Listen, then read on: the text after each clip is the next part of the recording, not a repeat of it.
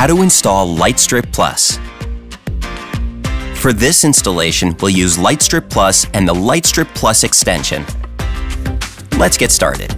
First, measure the surface and make sure it's clean so the light strip sticks easily. If necessary, you can easily extend the light strip by clicking two ends together.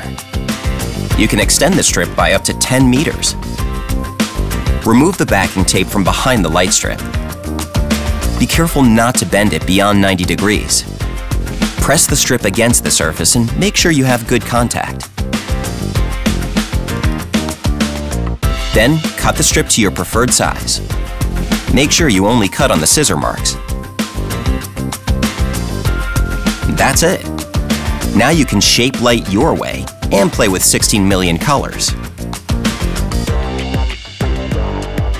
Hue Personal Wireless Lighting. Innovation in you. Philips.